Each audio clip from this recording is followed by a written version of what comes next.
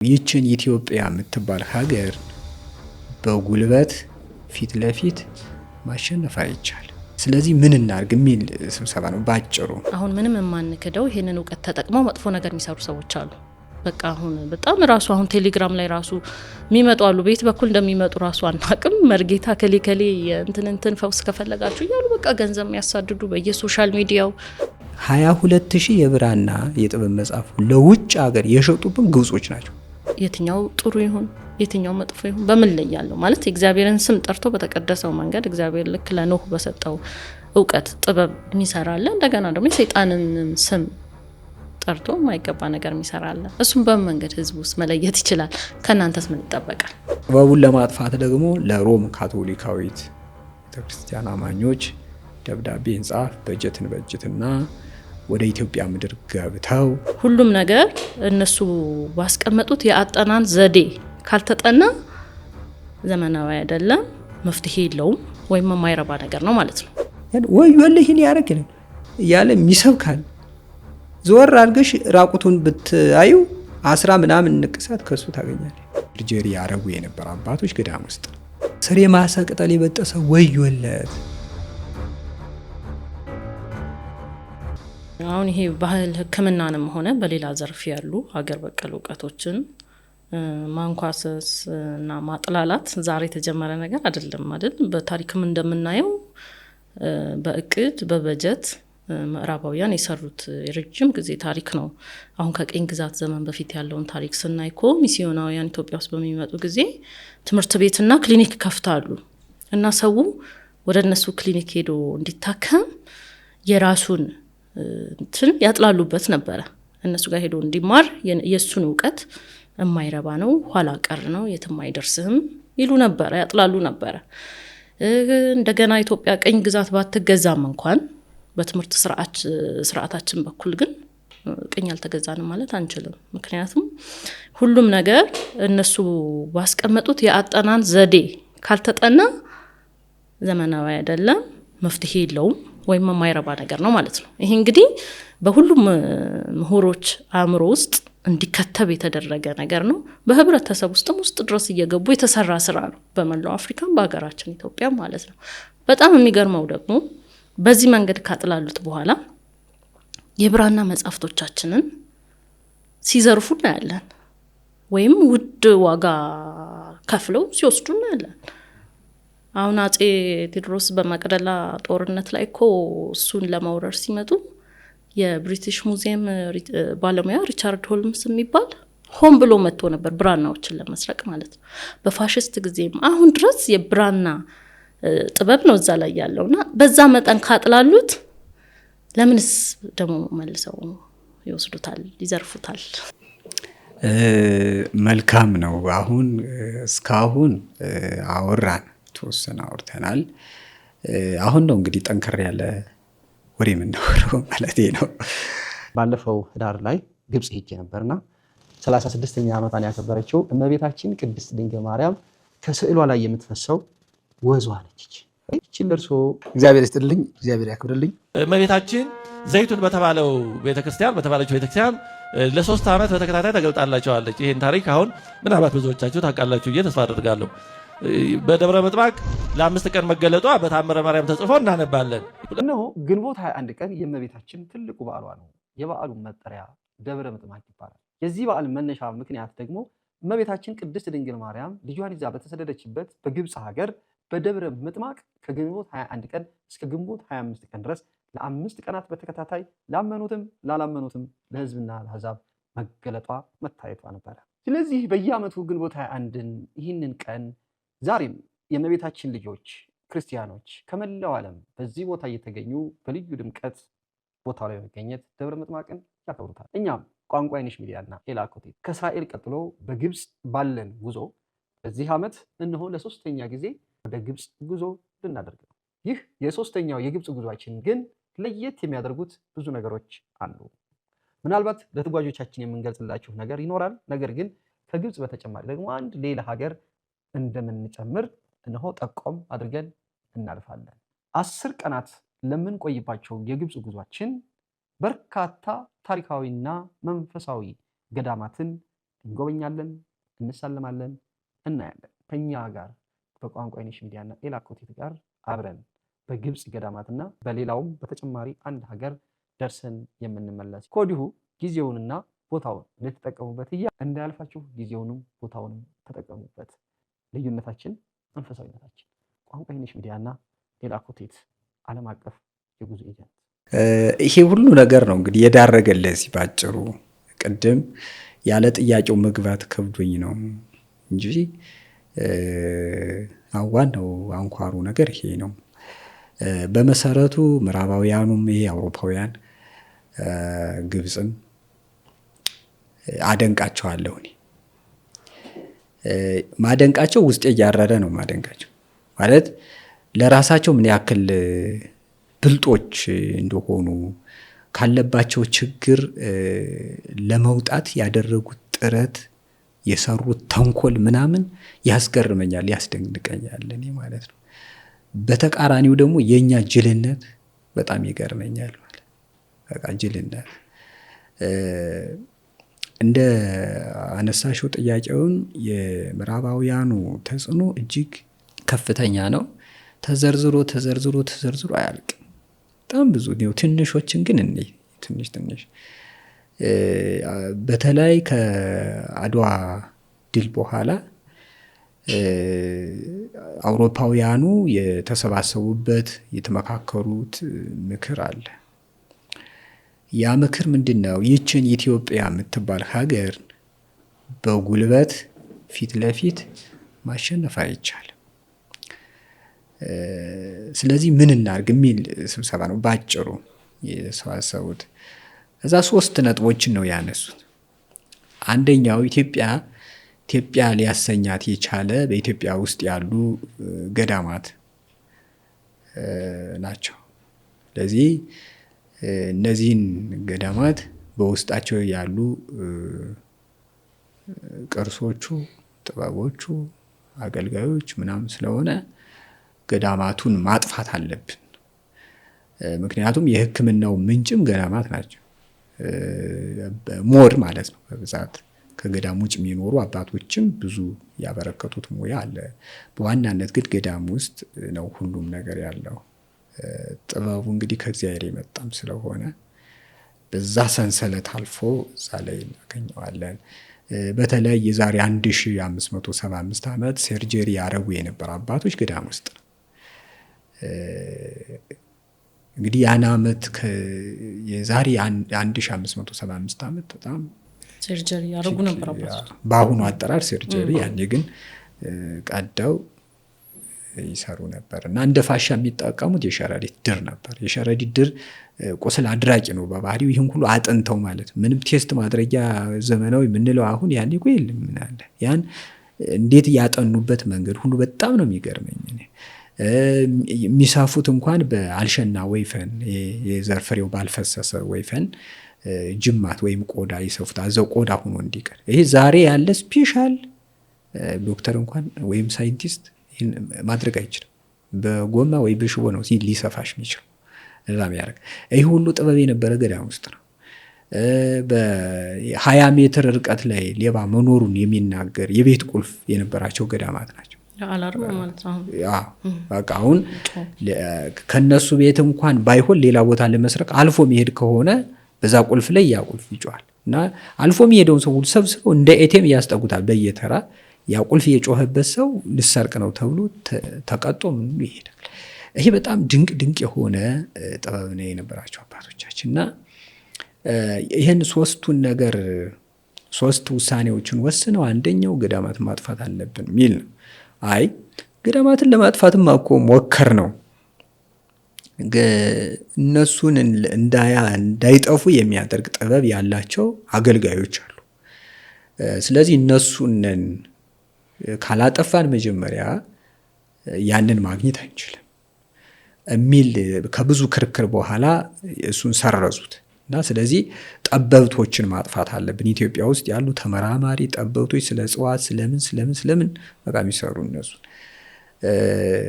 እዛም ደግሞ ራሳቸውን የሚጠብቅ ነገር ስላላቸው አሁን እነሱ ልንጎዳ በምናስብ ሰዓት አይምሯችን ይረበሻል። ውስጣችንም ሰላም አይሆንም። እንዲሁም ደግሞ ፓወራችንም በጣም ይቀንሳል። አይኑ የሚጨልም ሁሉ ነበረ በሰዓቱ። ኢትዮጵያውያንን ለማሸነፍ ሲመጣ አይኑ የሚጨልም ሁሉ ነበር። ይሄ በሰዓቱ የነበረው ጥበብ ጠቀሙት። ዛሬ እኛ ጥንቆላ ያን የምንጥለው ጥበብ ነውና እነሱ ስላሉ እነሱም ደግሞ አይጠፉንም የሚል ምን እናድርግ አሉ። መጨረሻ በጣም ግራ ተጋቡና ስለዚህ ምንድን ነው ማድረግ ያለብን አሉ። የመጨረሻ ሶስተኛውን አጀንዳቸውን አንስተው ሶስተኛው አጀንዳ ምንድን ነው የሚለው ከዚህ ሁሉ ነገር ጥበቡን ራሱን እናጥፋው። ጥበቡን ለማጥፋት ደግሞ ለሮም ካቶሊካዊት ቤተክርስቲያን አማኞች ደብዳቤ እንጻፍ፣ በጀትን በጀትና ወደ ኢትዮጵያ ምድር ገብተው እዛ ለመኖር ገብተው እናንተ የተቀደሳችሁ ሕዝቦች እኛ እኮ ለእናንተ ልንሰግድ ነው፣ እናንተ እንድትባርኩን ብለን የመጣ ነው። ኢትዮጵያ የተቀደሰች ሀገር ናት፣ ሁሉ ነገር ንጹህ ነው ኢትዮጵያ ውስጥ ምናምን እያሉ ገብተው ጥበቡን ቀስ እያሉ እንዲቦረቡሩ ማለት ነው። በቃ በቀላል አማርኛ እንዲቦረቡሩ ገብተው ኖ ይሄ የምትሰሩት ነገር ትክክል አይደለም፣ እኛ እኮ ከእናንተ ጋር እኮ ልንባረክ ጸሎታችሁን ፈልገን ልንጸድቅ ነበር የመጣ ነው። እናንተ ለካ የሰይጣን ስራ ነው የምትሰሩ። ይህ እኮ የሰይጣናዊ ስራ ነው። በእጽዋት የሚመራመሩትን ስነ ከዋክብት ጥናት ላይ ያሉትን አቡሻክር የሚያጠኑትን አውሮፕላን መስሪያ ምናምን የሚሆነው መጽሐፍ ብሎ እንዴ ይሄ እኮ ጥንቆላ፣ ይሄ የሰይጣን ስራ እኮ ነው፣ በቃ ወደ ሀገራችን እንሄዳለን እያሉ ማጣጣል ማለት ነው። ህዝቡን ደግሞ እንዴ እናንተ የተቀደሳችሁ የኢትዮጵያ ህዝቦች አይደላችሁ እንዴ? እንዲህ አይነት ነገር ታደርጋላችሁ እንዴ? ይሄ እኮ እንደዚህ የሰይጣን ስራ ነው ያሉ ጠበብቶችንና ምዕመኑን ህዝቡን የሚያፈላቅቅ ነገር እንዲሰሩ ማለት ነው። በጀት ተበጀተላቸው ገብተው እጅግ ብዙ ነገር ነው የሰሩት። እጅግ በጣም ብዙ። አሁን አውደ ንግስት የሚያጠና ሰው ቢገኝ እኮ ዛሬ ድረስ ይሄ ኮከብ ቆጣሪ ምናምን ጠንቋይ ይባላል። በእርግጥ ቆሻሻ ስራ የሚሰሩ ሰዎች አሉ። ይሄ ክፍልህ ነው፣ ይሄ እንዲህ ነው፣ ይሄ እንዲህ ነው እያሉ እንደሚሉ ይሄ ቆሻሻ የጥንቆላ ስራ። ስነ ከዋክብት ላይ ግን ጥናት አድርገው መንኮራኩር ምናምን የሚሰሩ አቡሻክሩን ሚሳኤል ምን አውሮፕላን ምናምን የሚሰሩ ይሄ ደግሞ እጅግ ማይገኝ ጥበብ ነው። እንደዛ ያሉ አባቶች ደግሞ የኛ አባቶች እናቶችም አባቶችም የነፍሳቸው ነገር ጭንቃቸው ስለሆነ እኛም አንጸድቃለን ብለን ነው እንጂ ይህን ሁሉ ነገር የምናደርገው እግዚአብሔር የሚቀጣን ከሆነማ ያሉ ሲጥሉ የሚጥሉትን የሚመቻቸውን ሲወስዱ የማይመቻቸውን ደግሞ እዛው ሲያቃጥሉ ውሃ ሲቀጡ አንዳንድ አባቶች ብልሆች አባቶች ያው መቼስ ጥሩ አይደለ እየቀበሩ ምን እያሉ ራሳቸው እያኖሩ በቃ ይሄ ጆሮ ዳባ ልበስ አይነት ነገር አልሰማሁም አይነት ነገር እንትን እያሉ ያስቀመጧቸው መጽሐፎች ናቸው እኛ እየጠቀሙ ነው ያሉት ማለት ነው። እንዲህ አድርገው ነው የተጫወቱበት። ከዛ በኋላ ህዝቡ ያው ዛሬ ድረስ እንደምናየው ይሄ ጥንቆላ ነው ምናምን ያለ። ከዛ ሁለተኛ ደግሞ ግብጽ ነች። እኔ እንደ ግብጽ ምጠለው አገር የለኝ በጣም ማለት ነው። አሁን የኛውም እዛ ወሽኩሽክ ያለ የሚሄድ አለ ብዙ ማለት ነው። በቃ ያው ይሄዱ እንትን ይበሉ አንዳንድ ጥንካሬያቸውን ተንኮላቸውን ተምረው መጣውም እዚህ ደግሞ ለራስ ጠንካራ ቢሆኑ ጥሩ ነው፣ ደስ ይላል ማለት ነው። ግብጽ ደግሞ የሰራችን ስራ በጣም ከባድ ነው። ከኛ ስንት ሊቃውንት እያሉ ከዛ ጳጳስ መጦ ኢትዮጵያ ውስጥ አንደኛ ያለ ቋንቋው ሳይገባው እሱ ምን ሳይል የሰሩት ስራ ይሄ ጳጳስ የተሳደበ የተናገረ ካህን የተናገረ መነኩሴ የተናገረ ወዮለ እግዚአብሔር ብቻ ነው የሚናገረው ምዕመን አይናገረውም ብለው 22,000 የብራና የጥበብ መጽሐፍ ለውጭ ሀገር የሸጡብን ግብጾች ናቸው። ዛሬ ለግብጽ እስትንፋስ የሆኑ ካምፓኒዎች ምናምን ግብጽን እንደ አየር የሚያገለግሏት ከተቋረጡባት ያው ዝናብ የላት ምን የላት ለዚህ እስትንፋስ የሆኗት ካምፓኒዎች የተቋቋሙትና የተገነቡ በኢትዮጵያ የብራና መጽሐፍ በብዙ ዶላር ለአውሮፓውያን ሽጠው በተዘዋዋሪ ራሳቸውን አሬንጅ ያደረጉት ማለት እነሱ የሰሩት። አሁን ይሄን ሁሉ ሲያደርጉ እንደገና ደግሞ የነ ቅዱስ ያሬድን የነ አባ ሕርያቆስን መጽሐፍ የሌሎቹም ቅዱሳን መጽሐፍ ሁሉ ለምርምር የሚያገለግለው ሁሉ መጽሐፍ በሁለት ዘርፍ ከፍለው አንደኛ ታሪኩን በትክክል እንዳይጻፍ በማድረግ በቃ አሁን ከዛ በፊት የነበሩ ኢትዮጵያውያን አሁን አንቺ ከበደልሽ በደልሽም ደግነትሽም አንድ ላይ ነው የሚመዘገበው። አንድ ላይ ተመዝግቦ በቃ የህይወት ታሪክሽ ሲነበብ የሚነበባል። እንዲያውም የሆነ መጽሐፍ መቃብር ሲቆፈር የተገኘ መጽሐፍ አለ። እዛ ያገኘሁት መጽሐፍ አለ። እዛ እንዲያውም የዛሬ 322 ዓመት የዛሬ 322 ዓመት የሚቀብሩት መጥፎ የሰራውን ለብቻ ጨለማ የሚመስል አካባቢ አዘጋጅተው ጥሩ የሰራው ደግሞ እና ወደ ቤተክርስቲያን ሲመጣ ወደ ድንኳን ሲመጣ ለአገልግሎት ሲመጣ ሰው ከነዚህ እንደነዚህ አታድርገኝ እያለ እንትን ይላል፣ እግዚአብሔርን ይለምናል። ከኃጢአትም ርቆ ምናምን ይሄን ነበር። በዛ ልክ አሁን እነዚህም ሁሉ አጥፍተውብናል። በቃ ድብልቅልቅልቅልቅ አድርገው እንደዛ አድርገዋል። አሁን ይሄ ወዮልህ የሚለው ይህን የተናገር ጳጳስ የተናገር ምናምን አሁን እነሱ የወሰኗቸውን ውሳኔዎች ለምን እንዳይል የኢትዮጵያ ሕዝብ የብራና መጽሐፍ ሲሸጡም ለምን እንዳይል፣ ቅርሱንም ሲያወጡ ለምን እንዳይል፣ ማይገቡበት ቦታ ሲገቡም ተው እንዳይላቸው አውጀዋል መጀመሪያ። አሁንም ድረስ ዋጋ እያስከፈሉ ነው ያሉት። አሁን አንድ መነኩሴ አንድ አባት አጥፍቶ አሁን አንቺ እንዴ ለምን አባ አትይም እኮ አባት አይደሉ ብለሽ ዝም ነው የምትይው። ለዛ ነው አሁን እንደው ወደ እምነቱ ስንል ቤተክርስቲያኑ አሁን ለመውደቅ የደረሰችው ማለት ነው። በቃ ያው የለችም እኮ ማለት ትችያለሽ። በቃ ዝም ብለን ነው እንትና ልብስ ለብሰን ምናምን ቤተክርስቲያን አሁን ሰውም ያስቀድሳል፣ የሚቀድሰው ይቀድሳል። እንደዛ ዝም ብሎ ውስጡ ግን ስራ መስራት እንትና ተቻለ። ለዛ ዳርገውናል። አሁን ድረስ ዋጋ እያስከፈሉ ነው ያሉት ማለት። እንደገና ደግሞ ወደ ምርምሩ ደግሞ እንዳይገባ ደግሞ ከሊ አባት እኮ በደመናም የሄደ በውቅያኖስ ላይ የሄደ በነፋስ የሄደ ወደ ላይ የተነጠቀ ምናምን ቅዱስ ያሬድ ምናምን እኮ በጥበብ አይደለም ተመራምሮ አይደለም ይህን ጥበብ ተጠቅሞ ይህን ጽዋት ተጠቅሞ እንደዚህ እኮ አይደለም። በብቃት በቅድስና ነው። አለቀ። የአሁኑ ትውልድ ወደ ምርምር አይገባም። ኧረ እኔማ አልበቃውም እኔ ቅድስና የለኝ ብሎ ራሱን ሽምቅቅ አድርጎ በቃ ቁጭ እንዲል ማለት በቃ እጅግሩን አጣጥፎ ቁጭ እንዲል ያደረጉ እነሱ። ሌላው ይሄ ስር የማሰቅጠል የበጠሰ ወዮለት ብለው ድምልል አድርጎ በቃ ወደ ጥበቡ ዓለም ወደ ምርምሩ እንዳይገባ በአይጋረ ፀሐይ በናኖ ድንጋይ የሚመረምሩ አባቶች እኮ ሰይጣናዊ እንትን ነው ብለው ውጮቹ አልትራሳውንድና ኤክስራይ ምናምን ሰርተው ሲያመጡት ደግሞ ከእግር ጥፍሩ እስከ ራስ ጠጉሩ አውልቆ ተማርኮ ይሄዳል እዛ ለመመርመር የራሱ ለዛ ሁሉ ተጽዕኖ አሳድረዋል። እንግዲህ እስኪ የስር የማሰቅጠል የበጠሰ ወዮለት ካሉ አሁን ጎመን ቅጠል ነው በጥሰን ቀጥሰን ነው። ቆስጣ፣ ሰላጣ፣ ጥቅል ጎመን፣ የወፍ ጎመን፣ ካሮት ስር ነው ምሰን ቆፍረን ነው። ጅንጅብል፣ ድንች ስር ነው ቆፍረን ምሰን፣ ስኳር ድንች፣ ነጭ ሽንኩርት፣ ቀይ ሽንኩርት እና በየአይነት የበላ አዳሚ ወዮለት። እኔ በጣም ነው የሚገርመው። እስከ ዛሬ በየአይነት ያልበላለ እነ ስር እነ ቅጠል ተሰብስበው ነው እኮ ለምግብነት ስናውላቸው ምንም አይናከሩን። ለመድኃኒትነት ስናውላቸው ግን ወዮልህ ይላሉ። ምክንያቱም ለምግብነት ያዋልነው ቫልዩለስ ነው። በቃ አሁን ይበላል፣ ከሰዓት ሽንት ቤት ነው የለም። ለመድኃኒት ካዋልነው ግን 3 መሰረታዊ ነገሮች አለው፣ ጥቅም አለው። አንደኛው የኢትዮጵያ ሕዝብ ኦሪጂናል መድኃኒት ይጠቀማል። ኦሪጂናል የሆነ ነርቭ፣ አጥንት፣ ጅማት፣ አስተሳሰቡ፣ ሆርሞን ሁሉ ኦሪጂናል ነው የሚሆነው።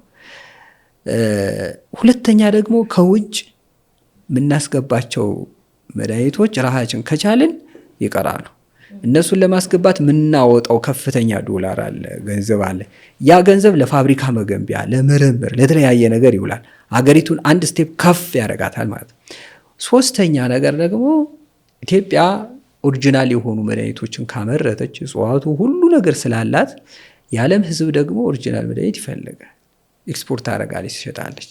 ስትሸጥ ደግሞ ከፍተኛ ብር ነው የምታገኘው ማለት ነው። ስለዚህ ካደጉ ሀገራት እኩል መሰለፍ ቀርቶ እነሱም በልጣ ትሄዳለች። ይሄ ሁሉ ነገር እንዳይሳካ ነው እንግዲህ ወዮል። የኢትዮጵያ በራሷ ጥበብ፣ በራሷ ባህል፣ በራሷ አስተሳሰብ፣ በራሷ መንገድ ከተጓዘች አደጋ ነው ብሎ ነው። ለብዙ ዓመት እኮ ነው የተሰራው፣ ለብዙ ዓመት በየጊዜው ማለት ነው። የኛው አይገባውም እንጂ በየጊዜው ነው የሚሰራው። እንግዲህ አስቢው የኛ የባህል ሕክምና ሲሆን ባዕድ አምልኮ፣ የነሱ ሲሆን ክሊኒክና ሆስፒታል ቆንጆ ስም ተሰጥቶት፣ የኛ ባህል መድኃኒት ጥንቆላ ነው ይባሉ፣ የነሱ ሲሆን ደግሞ ፋርማሲ ነው ይባሉ። የኛ ብረታ ብረት የሚሰሩ አባቶች ቀጥቃጭ ሜት ስያሜ ሰጠዋቸው፣ የነሱ ሲሆን ደግሞ ኢንጂነሪንግ ጋራጅ ተብሎ ተውቦ ነው የሚመጣው።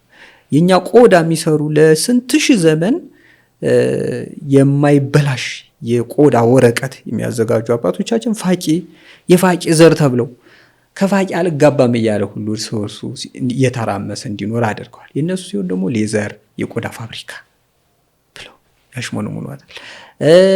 የእኛ እናቶችና አባቶች አፈሩን ወደ ሩል ኦፍ የማዕድን ሲስተም ቼንጅ አድርገው ምጣድ፣ ድስት፣ ሌላም የሚሰሩትን አፈር ቆፋሪ፣ ሸክላ ሰሪ ምናምን ከፈላሻ ከሸክላ ሰሪ አልጋባም እያለ እርስ በርሱ ጥበቡ እንዲተው። የእነሱ ሲሆን ደግሞ የብርጭቆ ፋብሪካ፣ የቀለም ፋብሪካ ተብሎ ሌላ ተቀይቱ ሰው።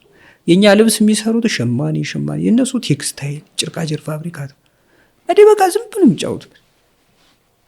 የኛው ህብረተሰብም እንዲሁ ያንን ጎርሶ እንዳለ እስከሚተፈው ድረስ ዋጋ እየከፈለ ነው ያለው አሁን ማለት ነው። ለዛ ታድረዋልና እንደ አጠቃላይ በእርግጥ አሁን ይሄ ስር የማሰ ቅጠል የበጠሰ ወዮለት ከእጽዋት ጋር ተያይዞ በተለይ ከነፍስ ጋር ምናምን የኢትዮጵያ ኦርቶዶክስ ተዋሕዶ ቤተክርስቲያን አስተምሮ ነው ብዙ ጊዜ እንደዚህ እንትን የሚለው። ሌሎች ደግሞ ያው ደብተራ ምናምን ይሄ መተት ምናምን ያሉ የሚያጣጥሉ ምናምን አሉ። እኔ በመሰረቱ እንደዚህ የባህል ሕክምናን የሚያጣጥሉ ሀገር በቀል ጥበባትን እውቀትን የሚያጣጥሉ ሰዎች ኢትዮጵያዊ ናቸው ብዬም አላምንም። በቃ የኢትዮጵያ ጠላቶች ናቸው። እንትን ተሰውረው የገቡ ወይም ደግሞ እንዲያው እናቶች እንዲያው እንቅልፋቸውን ተኝተው ሳለ ገብተው የተጸነሱ ነው የምላቸው። እኔ ጣሊያኖች ወይም ቫቲካኖች ያልቋጩትን ስራ የሚቋጩ ወኪሎች ማለት ነው። ወኪሎች በቃ ዛት ይዘን ምንም እንትን የለም ደሞዝ ሳይኖራቸው ዝም ብለው ማጥፋት ደግሞ ስኬታማ ነው እርስ በርስ ማለት እንደዛና አሁን የውጮቹ ሴራ በዚህ ልክ በጣም ከባድ ነው። አሁን እንኳን ጥበባችን አሁን ላይ እርስ በርስ እንኳን ለዘር እንዳንተርፍ እንድንጨርስ አድርገውናል። አሁን ይሄ ኢትዮጵያ ውስጥ እየተካሄደ ያለው ከአንዱ ክልል ጋር እንደዚህ የሚጣለው የኢትዮጵያ ባህል እኮ አይደለም፣ ኢትዮጵያውያን ባህሪ አይደለም። ኢትዮጵያውያን ገና ይሄ ሳይንሳዊ እንትኑ አስኳላ ትምህርቱ ሳይመጣ በፊት እኮ አንድ ሆነው በህብረት እንደገና ቋንቋቸውን እንዲው ጥበብ ላይ ስለሆነ ያለ ነው ያንዱን ቋንቋ አንዱ ለመረዳት ገና ሲተያዩ እንዲግባቡ የሚያደርግ ጥበብ ተጠቅመው ይግባቡ ነበር። አሁን እኔ ኦሮሞኛ ብችል አንቺ ደግሞ አማርኛ ብትሆኚ ኦሮሞኛ ማይገባሽ ቢሆን አንቺ ኦሮሞኛ እንዲገባሽ የሚያደርግ ተገናኝተው ይሄ ሁሉ ጥበብ ነበራቸው። ይሄ ሁሉ ጠፍቷን እኮ የለም። ለዚህ ነው አሁን ያልተማሩ አባቶች ሸክፈው የያዟት። አሁን የተማረ ስንት ሰው ተቀምጦ እንደገና ሀገሪቱ ልትጠፋ እርስ በርስ ተጫርሶ ሊያልቅ ነው ሰው። ለዚህ ሁሉ የዳረጉን ውጮቹ ነው። ኢትዮጵያ በቀጥታ ዳይሬክት በጉልበት በምን አትሸነፍም። ውስጥ ለውስጥ ጥበቧን በማጥፋት እርስ በርሳቸውን በማነካከስ ምናምን አሁን እንኳን ክልልና ከክልል ቀርቶ ከአንድ ጎጥና ጎጥ ቀርቶ ከአንዲት ቤት ራሱ እናትና ባልና ሚስት ራሱ ተማምኖ ለመኖር ችግር ነው። እኔ የገጠመኝ አለ እንዲህ ለማስታረቅ የተቀመጥኩበት 4 ልጅ የወለዱ እናትና አባቶች 2 ልጆች ወደ እናታቸው 2 ልጆች ወደ አባታቸው ሆነው አንተ እንዲና አንተ እንዲና ተባባሉ። በዘር በብሔር በጎጥ በዚህ ደረጃ ደርሰዋል ማለት እንዲህ ያደረጉን እነሱና የኛ እንቅልፋምነት ደካማነት በጣም ነው የሚገርመኝ። መጥፎ ስራ ምንላቸው ይኖራሉ። ያን መተው ነው በቃ ምንም እንትን የለውም ውልውል የለውም። አሁን እጽዋት እንዲያስጠይቁ የምናደርጋቸው እኛ ነን። ይህ ሕክምናው ጥበቡ ለመጥፎ ነገር ካዋል ነው ንስሐም የለውም፣ እግዚአብሔር ይቀጣናል። ምንም አሁን አንዳንዱ እንዲሁ ንስሐ ገብቼ ምናምን ሊል ይችላል። ይሄ ሰይጣናዊ ነገር ተጠቅሞ እጽዋት ተጠቅሞ ሰውን ተንኩሎ ምናምን የሆነ ነገር ለመጥፎ ነገር አውሎ ምናምን እንደዚህ። ግን መጀመሪያ መማር አለበት። ከተማረ በኋላ ካጠፋ ግን ያው ቅጣት ይገባዋል፣ ይቀጣል። ከዛ ውጭ ግን እጽዋትን በአግባቡ መጠቀም ግን ቀጥታ ያጸድቃል። በነፍስ በኩል ከሄድን ያጸድቃል። አሁን ለምሳሌ ታቦት ሳይቀር እኮ እጽዋት ነው። እጽዋት የሚያስጠይቅ ከሆነ እንዴት ነው የሚሻለን? እስከው ደግሞ እጽዋት ነው። እምነቱ እጽዋት፣ መስቀሉ እጽዋት ነው፣ መቁጠሪያው እጽዋት፣ መቋሚያው እጽዋት ነው፣ ጤፉ እጽዋት ነው፣ ባህል ከፍሎ ያሻገረ ራሴ ነው መርከብ እጽዋት ነው። በቃ እግዚአብሔር ራሱ እኮ ሌላ አፈር ወይ ድንጋይ ምናምን አይደለም፣ እጽዋት ፈሉ በእጽዋት ነው የተሰቀለው። ማንጎ፣ ብርቱካኑ ምናምን እጽዋት ነው። እና እቺ ለመድኃኒት ስትባል ወዮል የሚለው ምንድን ነው? ሰው ያው ከሞኝ ደጃፍ ይቆረጣል እንደሚባለው።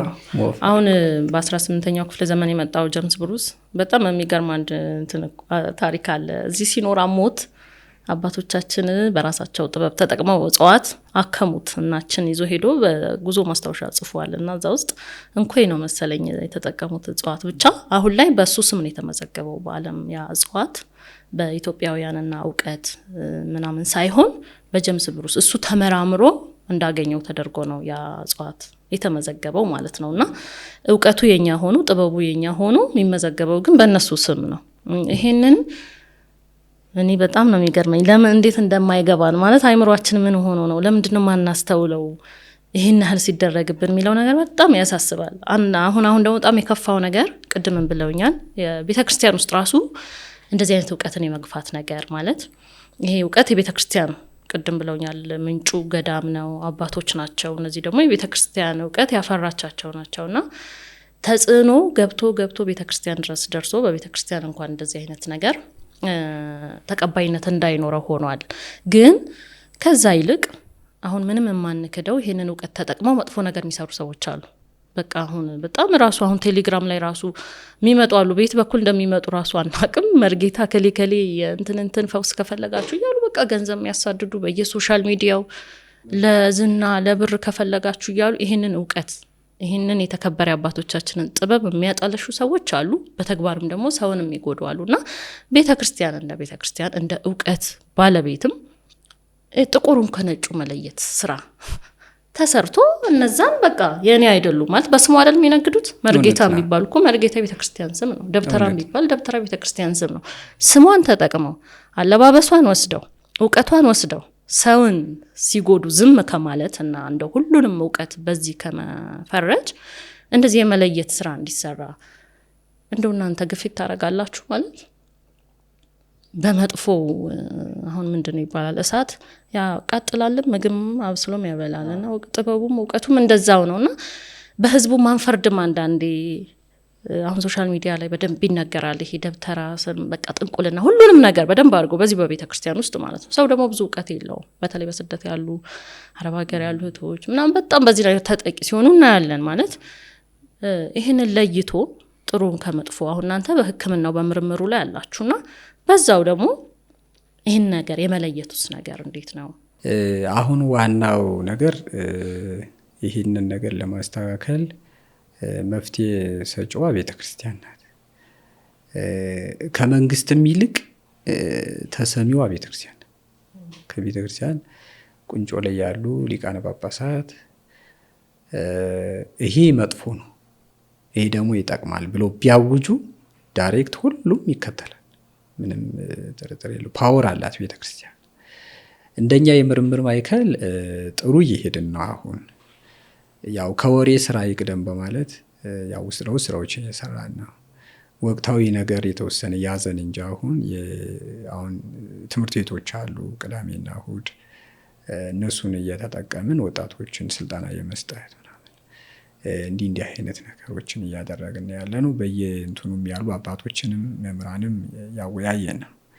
እነዚህ የመጽሐፍት የትርጓሜ መምህራን ለጥበቡ ትልቅ ቦታ አላቸው። አሁን በጣም ያስቸገረን ላይ ያለው እኔ መሪ የሚባለው ክፍል አለ አይደል? ከሲኖዶስ ጀምሮ እስከ ታች እስከ ወረዳ ቤተ ክህነት ድረስ ያለው በጣም አስቸጋሪ ነገር ነው። በጣም ማለት ነው በጣም ከባድ። አሁን እችን ቃል በመናገሬም በጣም ያጉረመርም ይኖራል። ግን ያጉረምርም እኔም ምን አገባኝ ብቻ እውነት ተናግሬ ነው የምለው ማለት ነው። ደስ አይላቸው። አንዳንዶች ራሳቸው ብቻ ተጠቅመውበት እንዲያልፉ የሚፈልጉ ተዳፍኖ ዝም ብሎ በውስጥ ተሞግሰውበት እንዲያልፉ የሚፈልጉ አሉ። አንዳንዶች ምንም እውቅና የሌላቸው አሉ። አንዳንዶች ደግሞ የምዕራባውያኑን ተልዕኮ ዳይሬክት በቃ እንደ ምግብ ተቀልበው ያሉ አሉ ማለት ነው። በቃ ሌላው ቀርቶ እንኳን አሁን ይሄ የጥበቡ እንኳን ቀርቶ ራሳቸውን እንኳን መጠበቅ ለራሳቸው የሚሆናቸውን ነገር እንኳን አያውቁም። ለምሳሌ አንድ ነገር ላንሳ። 300-400 ሚሊዮን ብር የሚፈጅ ህንፃ ቤተክርስቲያን ፎቅ ይገነባል በየቦታው ማለት ነው። ያለው ኮተትና ጣጣ የኃጢአት እንትን ልነግርሽ አልችልም። በቃ ያ ቤተክርስቲያን ተሰርቶ እስከሚያልቅ የሚጣላ ኮሚቴ ተነግሮ አያልቅ። በቃ ኃጢአት ነው። በቃ ቤተክርስቲያን ህንፃ ሲጀመር ሀ ብሎ መጀመሪያ ብዙ ጣጣ ይመጣል። ስስተኛ ይመጣል። ለእውነት የሚጋፈጥ አለ። ዝም ብሎ ኬርልስ አለ። እያየ ዝም የሚል አለ። በቃ ሳይገባው የሚጣል አለ። ለኃጢአት በጣም ከባድ ይሄ ሁሉ ጣጣ አለ። መልካም ስራ ሲሰራ ብዙ ፈተናዎች እንዳሉ እናውቃለን፣ ይታወቃል። ግን እኔ ለማለት የፈለግኩት 400-300 ሚሊዮን የፈጀ ህንፃ ተሰርቶ የድጓ መምህሩ የቅዳሴ መምህሩ ግን ለዳቦ አጥቶ ደላላ ሁኑ እናገኘዋለን። ቤተ መቅደስ የሚገባ ጠፍቶ ቀዳሹ የቀን ስራ ሄዶ ቅዳሴ ተቆሞ ተጓሉ እናያለን። ክርስትና የሚነሱ ልጆች ሁሉ ጊዜያቸው አልፎ ምናምን ሁለናል። በቃ አሁን በየቀጠሩ እናት ከልጇ እያለቀሰ ዳቦ የዛን እንትን ብላ ትታ ነው የምትሰጠው ለሰርሰው። ያን ከማድረግ ይልቅ ለቅዳሴ ብቁ ለስጋው ደሙ መቀበያ ለማቁረቢያ ብቁ የሆነች መሶበ ወርቅ ኢትዮጵያን ምትሸት ቤተክርስቲያን የአባቶቻችን ያስቀምጡልን ቤተክርስቲያናችን በቂ ነች። 300-400 ሚሊዮን ገንብቶ ከመጥፋት በዛ ብር 3-4 ፋብሪካ ብትገነባ ቤተክርስቲያን የመመራመሪያ ማዕከል ብትገነባ ጥበቦቿን ወደዛ ብታውላቸው ምናምን ልጆቿን ሸክፋ መያዝ ትችላለች። እንዲያፈነገጡ ትተዋት ወጣው መልሰው የሚረግሟትና የሚሰርቧት እኮ እዛ አልመቻቸው እዛ ውስጥ ብዙዎች ሁሉም ያውቀዋል። አንቺም ታውቂዋለሽ እንደሆነ።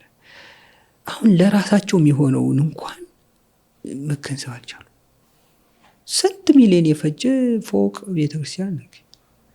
ለአገልግሎት ስንሄድ 4-5 ሰው ይገኝበታል። በዛ ብርማ ሰው ቢፈራበት አይሻል? ያ በጣም ነው እኔ ማዝ ነው ማለት ነው። የቅኔ ትምህርት ቤት ለአስኳላ ትምህርት ለዘመናዊ ትምህርት እናት አባት ነው። የቅኔ ትምህርት ቤት ፈርሶ አስኳላ ትምህርት ቤት የገነቡ ቤተክርስቲያኖች ሁሉ አሉ። በጣም ነው የሚያሳዝነው። ይሄን ጠጋያልን የምንነግራቸው አሉ፣ ግን አይሰሙም። ምመኑ ራሱ በቃ ምን አይነት እንትን እንደሆነ አይገባኝ። በቃ ነገ ቤተ መቅደሷንም ደግሞ የርዕሰ መምህር ቢሮ ማድረጋቸው አይቀርም። አይ እንደዚህ ብናረገው ጠበበን ብለው ደግሞ ማድረጋቸው አይችልም። አሁን ባህር ዳር በተለይ ሌላም ቦታ ላይ ምናምን እኔ አይቻለሁ። የቅኔ ትምህርት ቤት እየፈረሰ ይዛ መስሪያ ለመጽሐፍ ትምህርት ቤት ቦታ የሚሰጥ የለም። የመጽሐፍ ትምህርት ቤት ሸረሪት እንትን ብሎበት የሸረሪት ድር ተብትቦት ምናምን ቆሻሻ አረሞ በቅሎበት ቤተክርስቲያን ደግሞ 6 ሚሊዮን አወጡ ደግሞ ይገነባሉ። እንዴ ያ ትምህርት ቤት ከሌለ እኮ ቤተክርስቲያን የለችም። ቤተክርስቲያኗ የሚያስቀጥላት ደግሞ ማን ነው? ያ የምርምር የጥበቡ እና ለራሳቸውን እንኳን እንዲ በጣም ነው ማዝነው።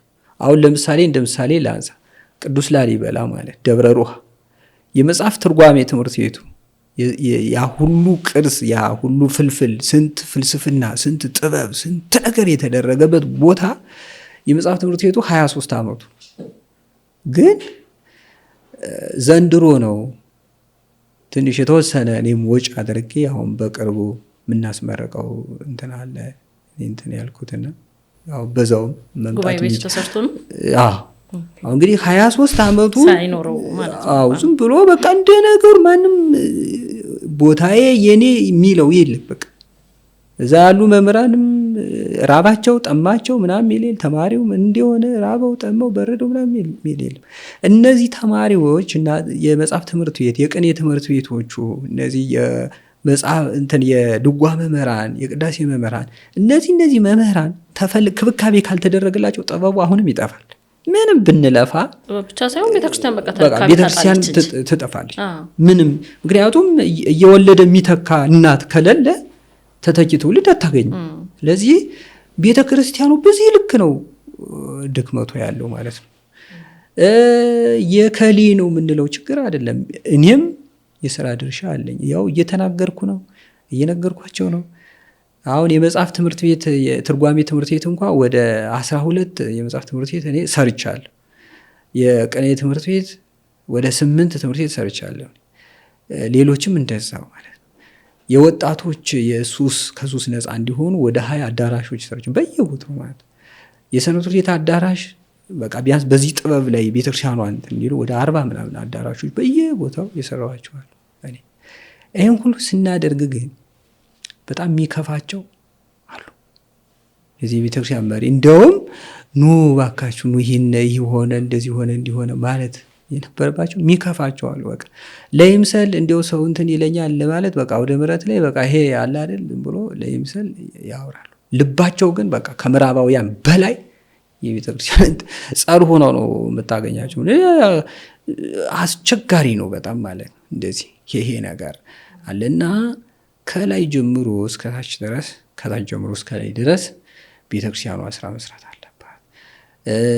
አገር በቀል እውቀቶችን እነዚህ ጥበባትን ከመግፋት የኔ ብላ ቅድም እንዳልሽው ጥቁሩን ጥቁር ነጩን ነጭ ብላ ለይታ ጽድቁን ጽድቅ የሚያስጠይቀው እንደውም ያስጠይቃል፣ ማይጠቅመውን አይጠቅምም ብላ የሚጠቅመውን ይጠቅማል ብላ ይዛ መጓዝ አለባት። እኔም ማዝነው አቸው እየተጠቀሙ ህዝቡን ደግሞ የሚያወግዙ መምህራን አሉ።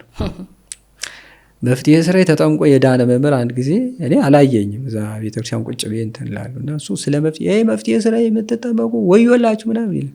እዛ መጨረሻ ላይ ያስጠይቃል። የኔታ አልኳቸው እርሱ አሉ እንዴ ምናምን።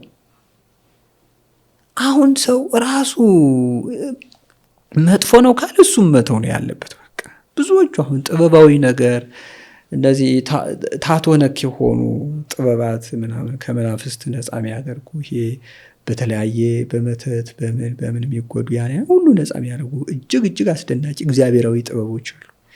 ያን ወዮልህ ይህን ያደርግ እያለ የሚሰብካል። ዘወር አድርገሽ ራቁቱን ብታዩ 10 ምናምን ንቅሳት ከሱ ታገኛለህ። ለምንድን ነው አንተ ይህን አድርገህ እንዲያልክ ብትዩ ደግሞ አይማ መቼስ ለጥላወጂዋ ለመተቷ ምናምን መጠብቅ ምናምን ለሰላቢው ለምናምን ለአይምሮ እንዳይደነዝዝ ሴብ ለማድረግ ምናምን እና ምዕመኑን ግራ ህዝቡ ለምን ይህን አይጠቀም?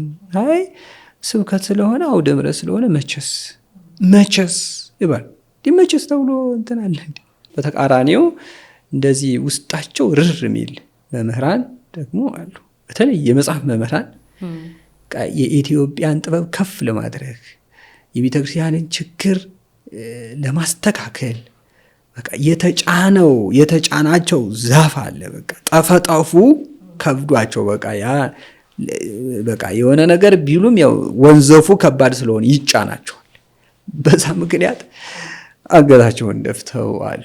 ግማሾች ደግሞ ብባረርስ ብለው የዕለት እንጀራ የሌላቸው ምናምን እንደዚህ ለመሟገት ይህን ችግር ለመቅረፍ ደፍረው ለመናገር ምናምን በቃ ብባረር የት ይደርሳለሁ፣ ደሞዜ ቢያዝብኝ ልጆችን እንዴት አደርጋቸዋለሁ እንጂ ይህማ ቢስተካከል ጥሩ ነበር ያሉ እርር የሚሉ በቃ በጣም ብዙዎች አሉና በተለይ ይሄ መሪ ላይ የምንለው ክፍል ላይ ያለው አካል ትልቅ ቦታ ቢኖረው ለሊቃውንት አለመመራት ይህ ቢደረግ ጥሩ ለውጥ ማምጣት ይቻላል።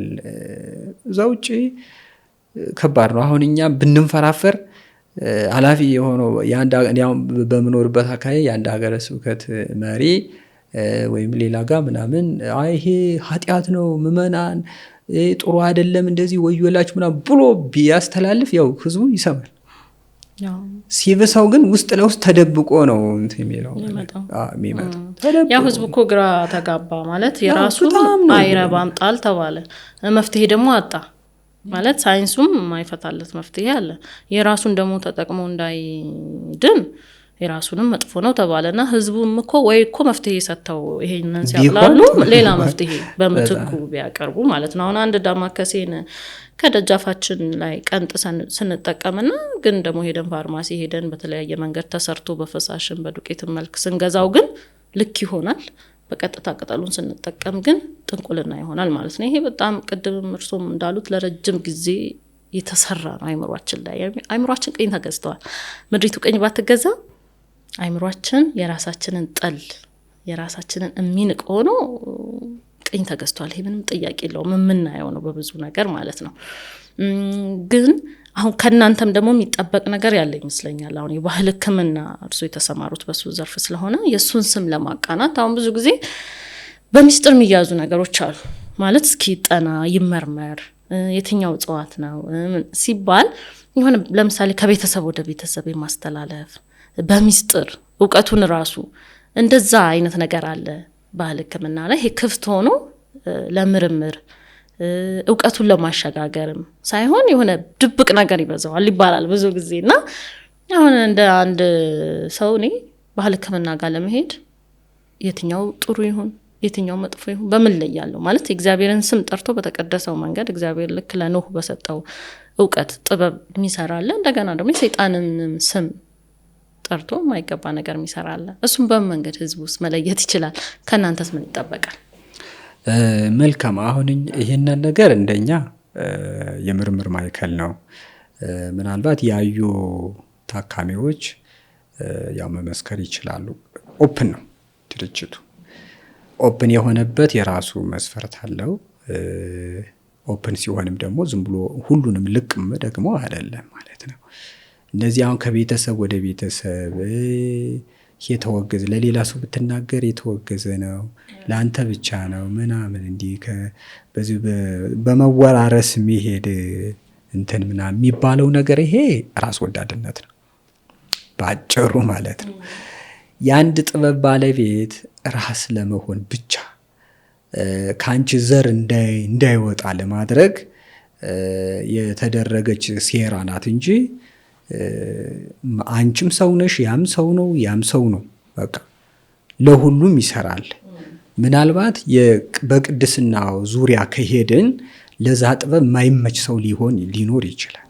ለዛ ለማይመች ሰው ራይም ተገልጾለት አንድ አባት ላይ ለከሌ እንኳን አትስጥ፣ ለከሌ ብትሰጠው ትውልድ ያድንበታል፣ ለከሌ ብትሰጠው ግን ትውልድ ያጠፋበታል የሚል ምላሽ ያገኙ አባቶች በምስጢር ለአንዱ ሰጠው ለአንዱ ይተውታል ማለት ነው።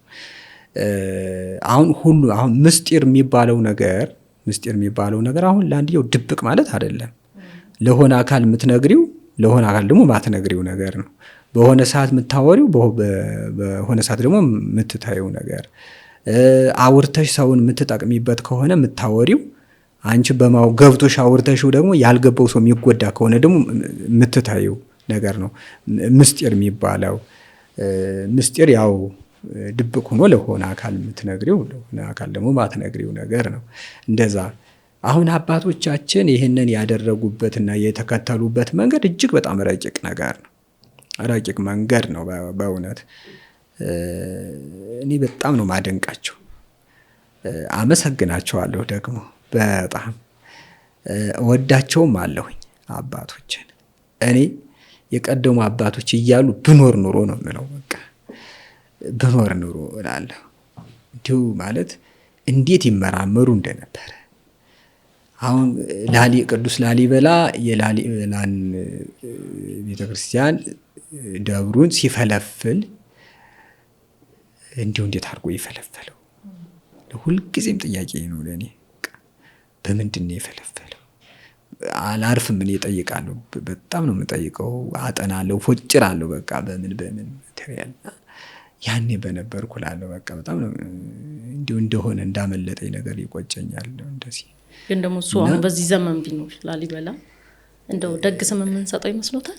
ማለት አሁን ባለንበት ይሄ እውቀታችንን ጥበባችንን ሁሉ በምናጥላላበት ዘመን ላሊበላ አሁን ከአንዱ ወጥ ድንጋይ እየፈለፈለ ቀን ከሌሊት ሲውል ህብረተሰቡ ምን አይነት ስም ነበር የሚሰጠው? እኮ ምታት ነው የሚለው። በቃ እንደዛ ነበር። አሁን ለምሳሌ ጣና ሄደን አንድ ቻይናውን በባዶ እግሩ ቢሄድ የቴክኖሎጂ ነው የሚል።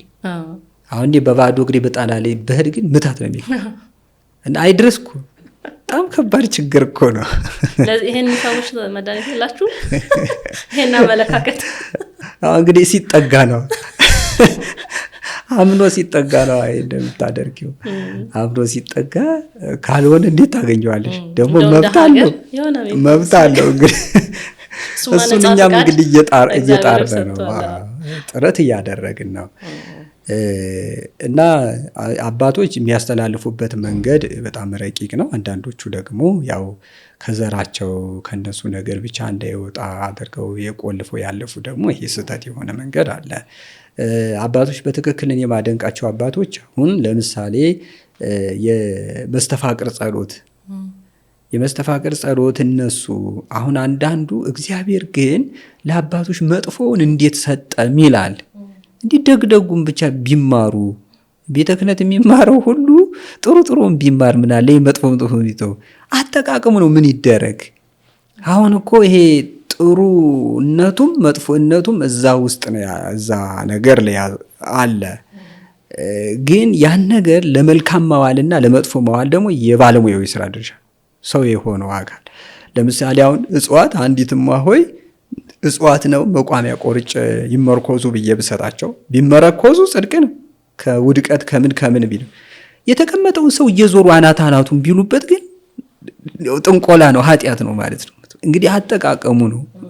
ሰው ራሱ ለጥሩ ነገር እንዲሆን ማድረግ መቻል ይኖርበታል። እና ይሄ የጸሎተ መስተፋቅር አሁን የቀደሙ አባቶች የሚጠቀሙት የነበረው ከአንዲት ቤተክርስቲያን የሚያገለግሉ አገልጋዮች ቂም ይዘው ቤተ መቅደስ እንዳይገቡ፣ እንዳይጣሉ፣ እግዚአብሔር እንዳይቀጣቸው፣ በሀገር ላይ ማት እንዳይወርድ፣ የእግዚአብሔር ቁጣ እንዳይከፋ ጸበሏ ላይ ያችን ጸሎት አድርገው ይሰጧቸዋል። ያችን ጸበል እየጠጣ አይጣልም። ፍቅር ሆኖ ነው የሚያገለግለው። በቃ ምንም ጠብ የሚባል ነገር የለም። ለህዝቡም ደግሞ እዛ ከምትበላዋ መክለፍት ላይ ከጸበሏ ላይ ያችን ጸሎት አድርገው ይሰጧቸዋል። በድንበር በምን የሚጣላ የለም። አንድ ልብ መካሪ፣ አንድ ቃል ተናጋሪ፣ አንድ እስትንፋስ ሕያው ነዋሪ ሆኖ ነው አንድ ሆኖ አስከብሮ ይኖረው ማለት ነው። አንድ ስራ ሲጀምሩ ራሱ አይቆይም፣ ቶሎ ያልቅላቸዋል። አንድ ናቸው። ህብረታቸው፣ ጥንካሬያቸው በጣም እጅግ የሚደንቅ ነው። ይሄ ጥበብ አሁን መስተፋቅር ጸሎት ቢባል አሁን ኧረ ጉድ ነው የሚባለው። አሁን እኔችን ስናገራት እንዴ ምን ሊያመጣ ነው ይሄ ሰውዬ ነው የሚለኝ በእርግጠኛነት የሚከታተለው ሰው እዛ ላይ ነው አይምሮው እንትን የሚለው። ግን አሁን አባቶች እንዲህ አይነት ጸሎቶችን በምስጢር እንትን ያሏቸው ለአንዳንዱ ሰጠው፣ ለአንዳንዱ ደግሞ የሚተዋቸው። አሁን ያሁኑ ደግሞ ተቃራኒ ነው። አሁን አንዷን ከለር ላይክ ያደረገውን እቺ መልኳ ለሱ ዝም ብሎ ስጋዊ ፍላጎት ስጋዊ መውደድ ነገር ያደረበትን ያችን ያን እንትን ወይ በትክክል እንድትወደው አያደርግም። እንድትወደው ማድረግ ኃጢአት ነው። በእርግጥ እሷ ሳትፈልግ ያለ እንትኗ ማድረግ ክልክል ነው። ያችን ይቀባና እያስጮኸ ጸበል ለጸበል ሲያንከረትታ አይምሮዋን አደንዝዞ አላማዋን አበላሽቶ አቋሟ ወርዶ ምናምን ይሄ ኃጢአት ነው። እንደዚህ እንዳይሆን አባቶች በምስጢር ደብቀው ይተውታል። ለሆነ አካል አስተላልፈው ለሌላው ግን በይፋ እንዳይወጣ አድርገው ይተውታል። እና ድብቅ የሚያደርጓቸው አባቶች አሁን ጠላት ሲመጣ የውጭ ሀገር የሚጠቀሙበት አለ። ያን አሁን ለሁሉ ቢያስተምሩት ጎረቤቱ ባኮረፈው ቁጥር ሁሉ ሊበቀልበት ይችላል። ያን ማለት ነው። አሁን ይሄ በጣም ምስጢራዊ የሆነ አጠቃቀም ይጠይቃል። እንደዚህ አይነት ወዘተ በቃ እንዲህ ይገባሻል ብዬ አስባለሁ። እና እሱ ነገር ነው። ከዛ ውጭ ዝም ብሎ አሁን ድብቅ አድርጎ ለራሱ ምናምን አለ። በጣም ቴሌግራም ላይ ምናምን ያው ማይችለውን ነው እኮ።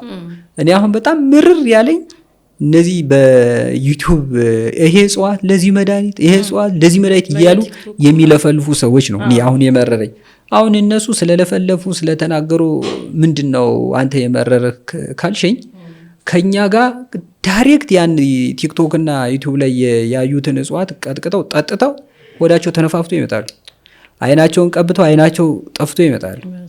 አሁን በባለፈው የዛሬ 2 ወር አካባቢ አንድ ሰውዬ እጻደንድን የሚባል ደግሞ አይደለም ያ ቲክቶከሩ የለቀቀው እጻደንድን አይደለም፣ እዛ ምስሉ ላይ ያለው ማለት ይህች እጻደንድን ትባላለች። ስሯን እንደዚህ አድርጎ በጥርሱ የያዘ የስንፈተ ወሲብ ምንም ነገር አይኖርበትም፣ በቃ ይፈወሳል ምናምን እያለ ይለቃል። ያ ያን ሴቭ አድርጎ አሳይቶኛል የለቀቀውን እሱ የተጠቀሙና ሰውየው ያን ስር ቀጥታ ለሰውም ለመናገር አፍሬ ነው አለ። በኋላ መናገሩ ለማይቀረው ነገር መጥቶ እኔ ጋር ሲመረመር እና ያንን ስር በዚህ ይዞ አንገቱ እንዲህ ተጣሞ መጣ። እንዲሁ ነው ማለት በጣም ከባድ እኮ እና ከዛ አሁን የአንድ ወር ከምናምን ሆኖታል። እያገገመ ነው እግዚአብሔር ፈቅዶ እግዚአብሔር ቸርነት እያከመ ነው እና አሁን እንደዚህ በጣም እኮ ከባድ እኮ ነው።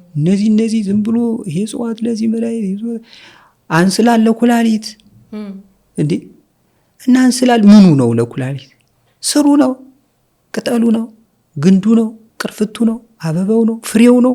ምኑ ነው ለኩላሊት አንስላል የሚጠቅመው? ወይስ ደግሞ የኩላሊት ታይፖች አሉ እኮ። የኩላሊት ጠጠር ላለበት ነው? እባጭ ላለበት ነው? ሲስት ላለበት ነው? የኩላሊት ወንፊቱ ለተጨማደደ ነው? ወይስ ደግሞ በፈሳሽ እጥረት ለመጣ የኩላሊት በሽታ ነው?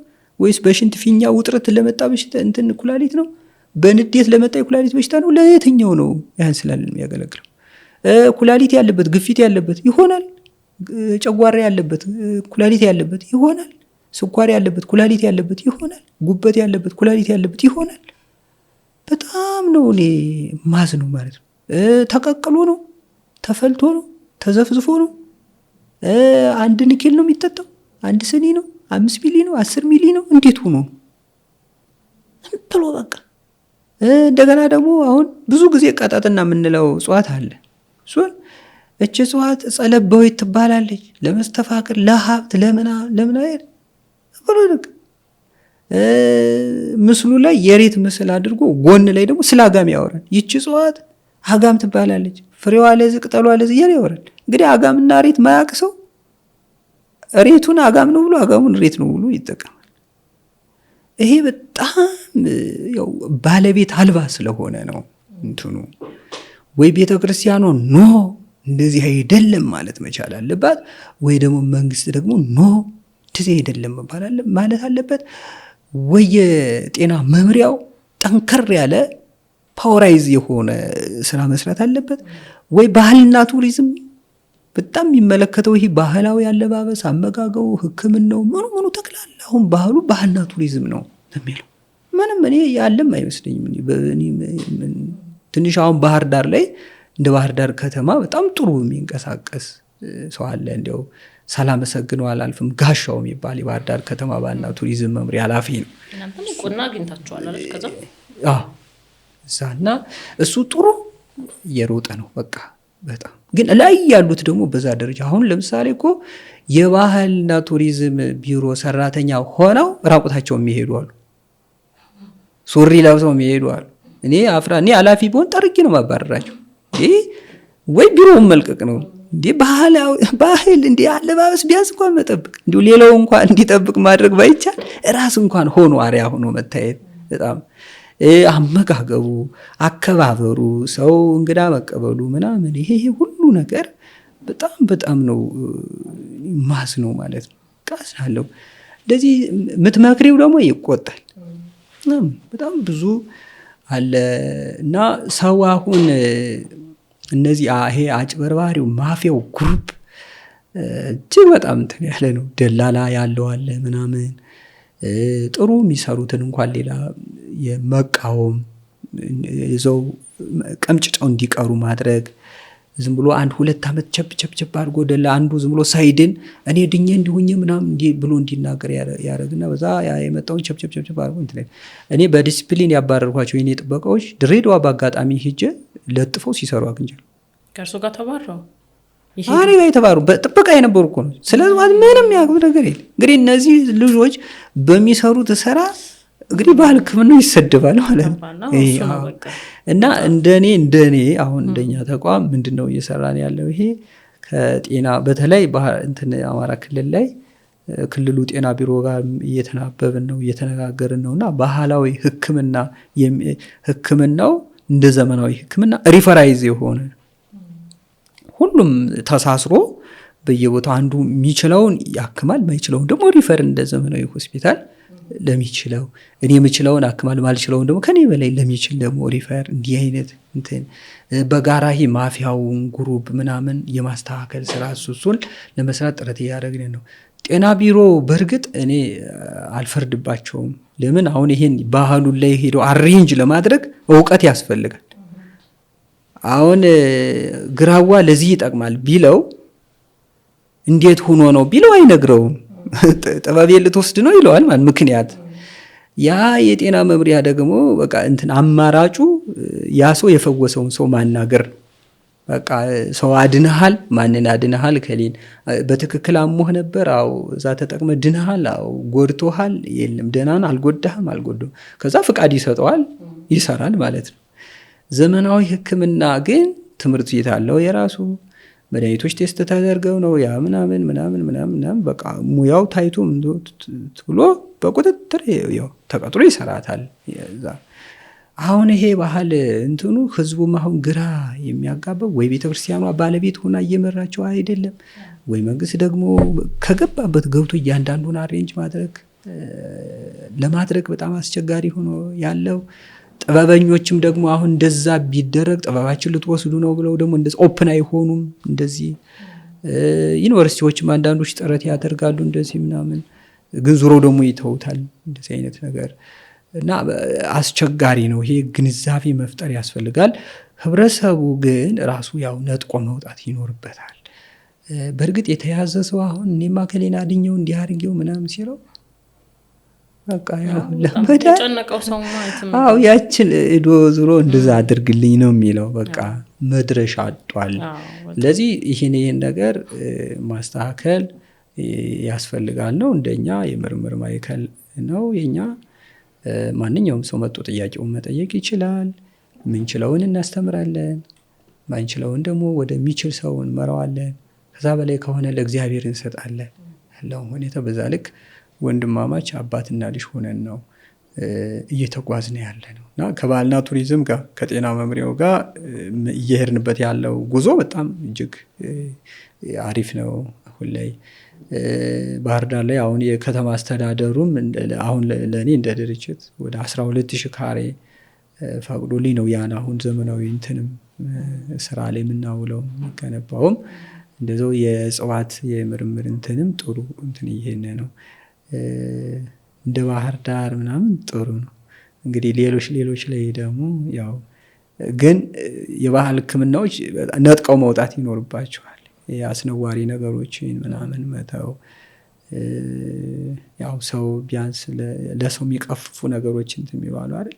አሁን ዩቲዩብ ላይ ሁሉ እያየው ነበር። አሁን ከአንተ ኃይል ስባለው፣ ከአንተ የሆነ ነገር ስባለው እንደዚህ ምናምን አሁን ነውር በጣም እኒህ ሰዎች አሁን ሚዲያ ላይ ደፍረው ወጣው እንደዚህ ዩቲዩብ ላይ ከተናገሩ በውስጥ ምን ያክል እንትን ይሰራሉ የሚለው ነገር በጣም አሁን እንዲህ አይነት ነገር ጥሩ አይደለም።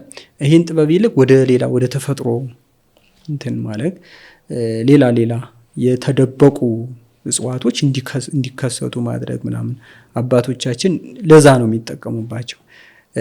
እነዚህ አጋንንት የምንላቸውን ነገሮች ሰው በሌለበት ሰዓት ድንጋይ የሚያሸክሟቸው አባቶች ነበሩ። ስበው ጠርተው ና እንዲያርግ።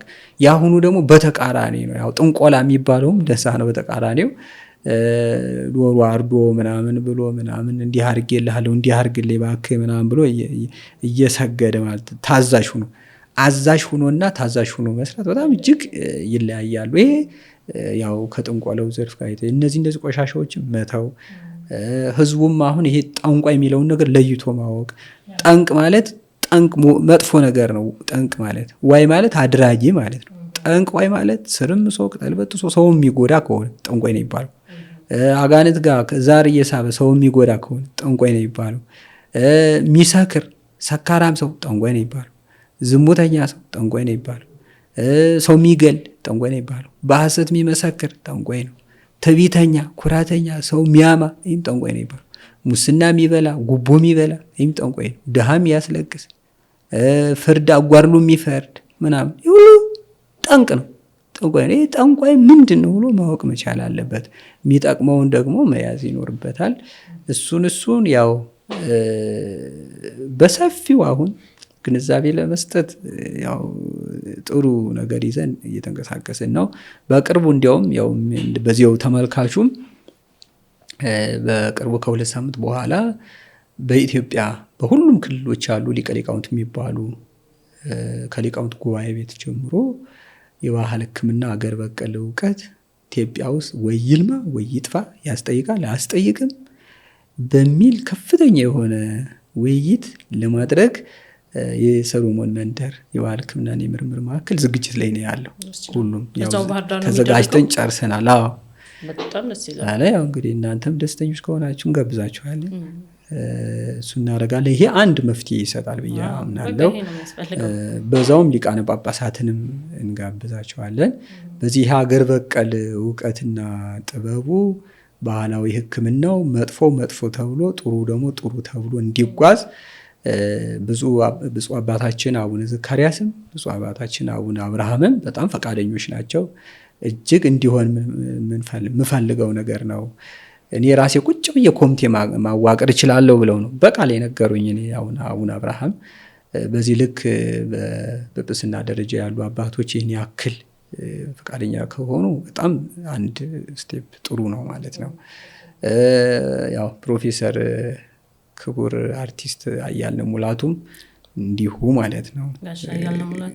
እሳቸውም አሁን በጣም ጥረት አሁን ማክሰኞ ዕለት አዲስ አበባ ዩኒቨርሲቲ ጋር አንዱ ጥናት አቅራቢ ምን እኔ ነበርኩትና ያንም ያዘጋጁ እሳቸው ናቸው። እዚህ በጣም ጥሩ እሱም ጥሩ የተጓዝን ነው ያው እየተመካከልን በዚህ ልክ። ምክንያቱም አሁን ወደ ራሳችን ተመልሰን አሁን የውጩን ይማራ እኛ እንስራው ነው፣ አልትራሳውንዱን እኛ እንስራው ነው፣ መኪናውን እኛ እንስራው ነው፣ እዚሁ ጀነሬተሩን እኛ እናምርተው ነው፣ እዚህ ራሳችን እንቻል ነው፣ መድኃኒት ራሳችን እናምርት ነው።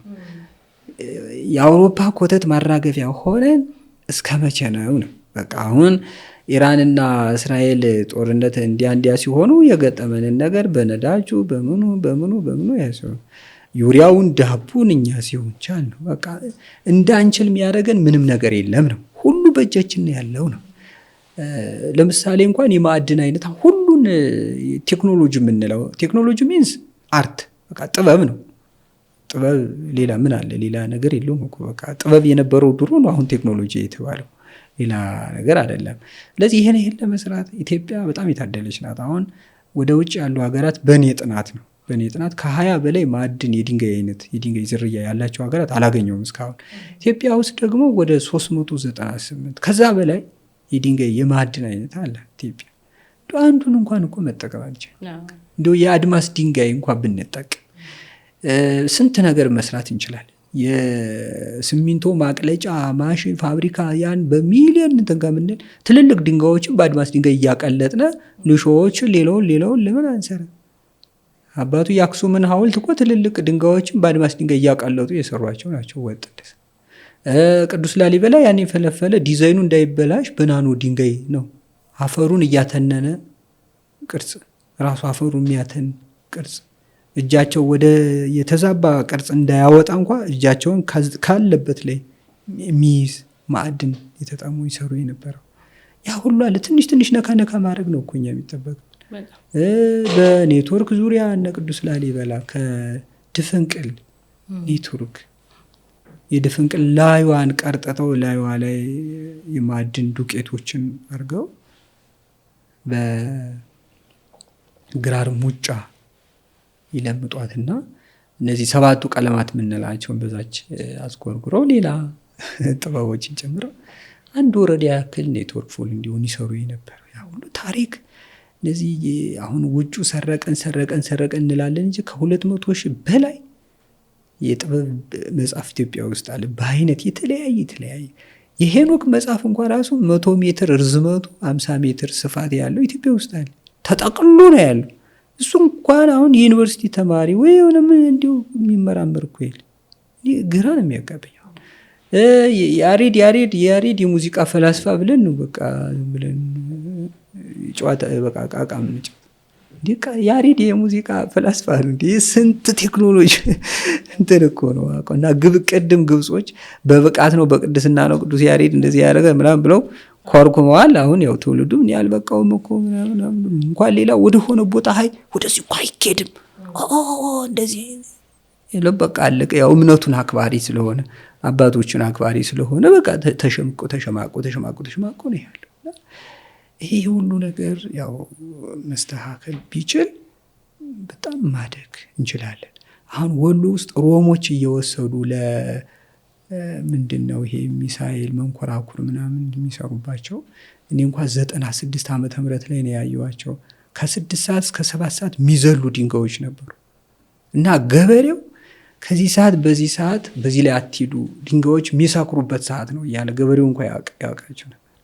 እነዛን ድንጋዮች እንግዲህ ውጮች እየመጡ ይወስዳሉ። የእኛ ደግሞ ምን ይህ የሚዘል ድንጋይ አሁን ለመንጠቅ ለመንሳፈፍ ለተለያየ ነገር ለስንት ነገር ይውላል። ወደ ቴክኖሎጂ ቸንጅ ብናደርገው ብንቀይረው ምናምን እንዲሁ በጣም ብዙ ነገር እና የሀገር በቀል እንትን እኔ እውነቴን ነው በቃ ብቻ ሲነሳ ውስጤን ያመኛል።